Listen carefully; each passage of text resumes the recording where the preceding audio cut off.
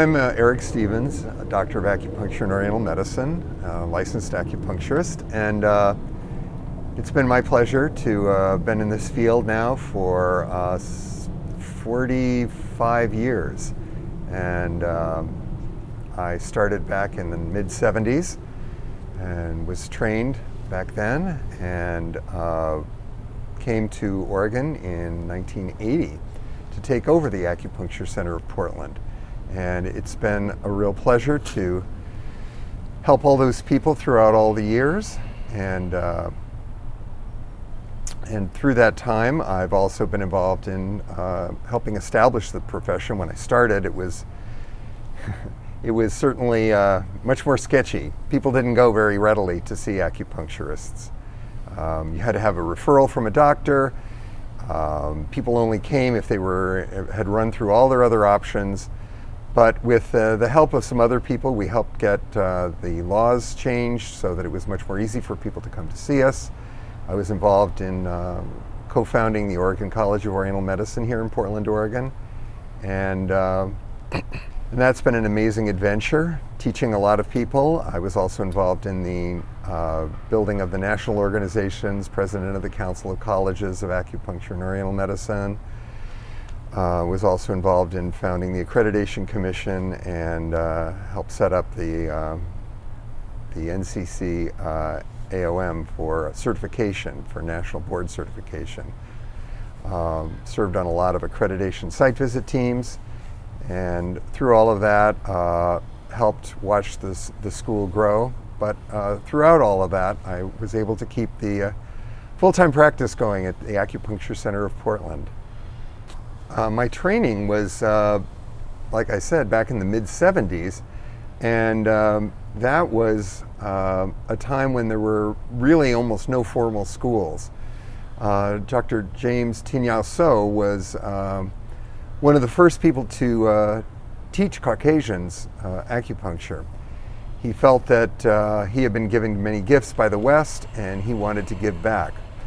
And one of my main teachers that I studied with, Stephen Rosenblatt and also Jean Bruno, they were students of his in Hong Kong.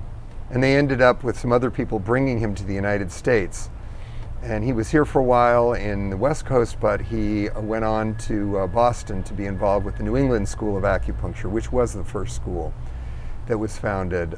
So much of my training was apprenticeship style. I mean, there was classes in the very beginning, but we didn't have an actual location. We were in living rooms or garages with folding chairs and mimeographed notes of mimeographs. They were hard to read. There were no books, and it was a very different time. And I spent a little over 3 years apprenticing in an acupuncture office and honing my skills. And then I had the opportunity to, one of the people who was teaching had moved up here to Portland earlier, and he was moving on, and he said, "Would you like to take over the Acupuncture Center of Portland?" And I was very lucky to have that opportunity. Well, William, some of the people don't know how you came to be called to be involved with acupuncture and Chinese medicine. Could you, for everyone else's benefit, could you give us a recount of how you came to be involved in this medicine? To me, medicine was a calling from very, very early on. I always knew that I wanted to be involved in some kind of healing capacity from my childhood on. I came from a background of people that were very vested in non-traditional medicine. What we call traditional medicine in this culture is what I grew up with as actual traditional medicine. I spent a lot of time in Mexico.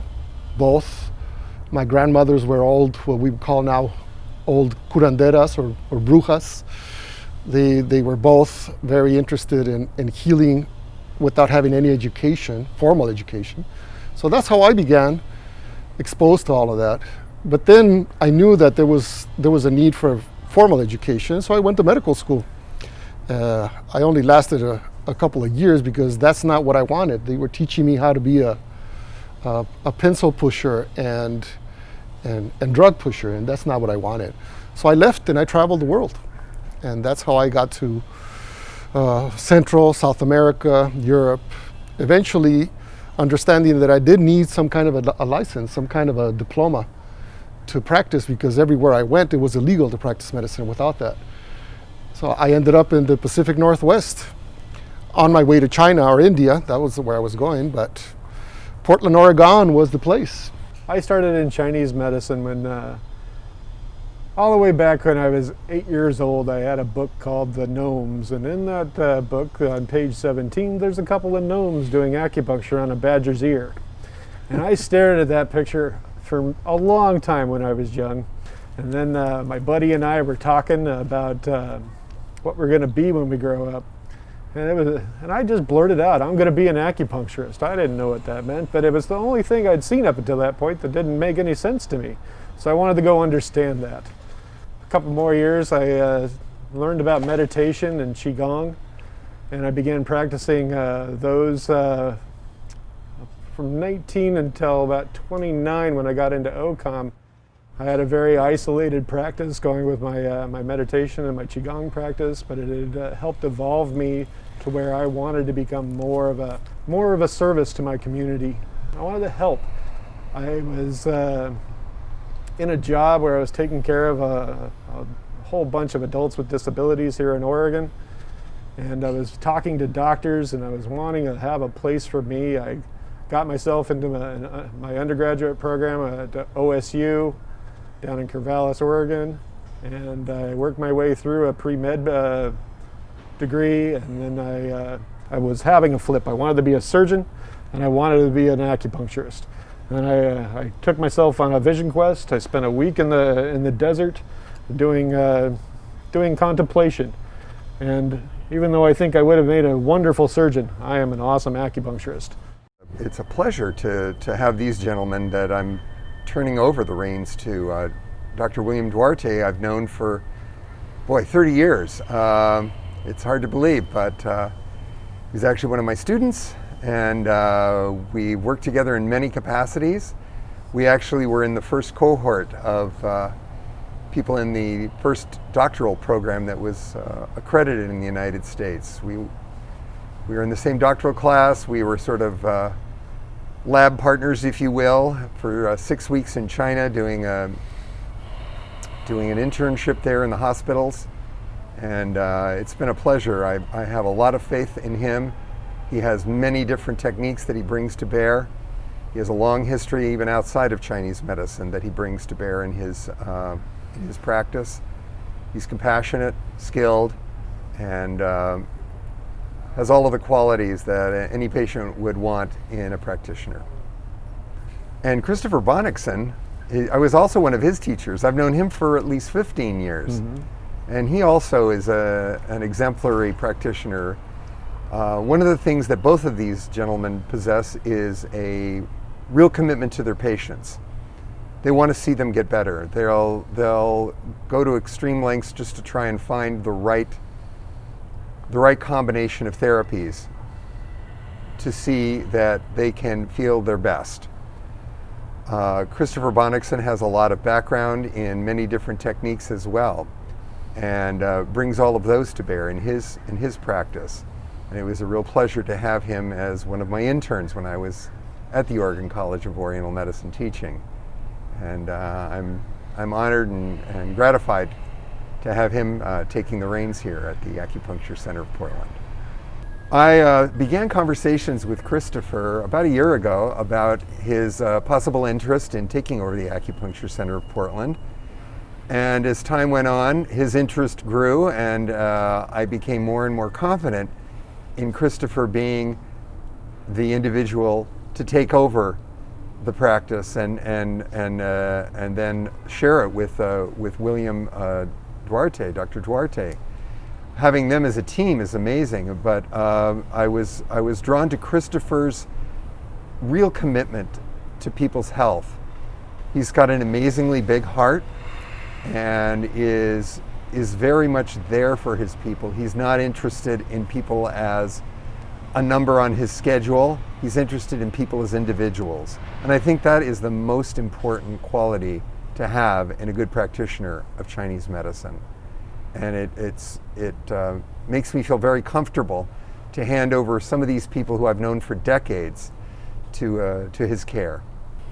Well, you know, Eric, I'm having plans as far as what we're going to do with the Acupuncture Center of Portland.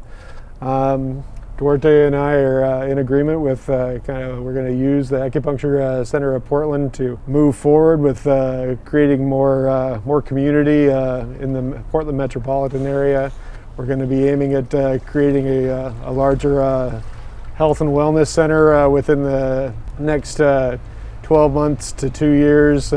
Depends on as things go. We are in COVID, so we're going to adapt as we go.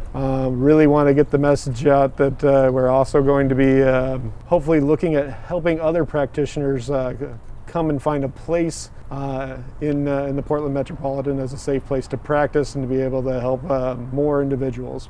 My personal goal is to really help as many people as I possibly can as I move through the next 20 years using traditional Chinese medicine and my clinics in order to be able to help as many people as possible. When we started the conversation about possibly taking over Dr. Stevens' practice, that was the main thing that brought us together, was those goals, that how can we serve our community and at the same time keep this institution that is, was the pioneer in our area. Again, it's an honor to be part of it, but at the same time, I believe that the community needs that. It needs an institution that already has a tradition, that has a trajectory of helping so many people, because then the word spreads out. And we are fortunate that we're coming into something that's was created with such love and shared those goals with all the community. But also we want to use it as a vehicle for more teaching and creating that enlightenment in people, that it's not just about the physical health, but we also have to combine all the other parts of the holistic medicine. And I believe that we're going to achieve that together.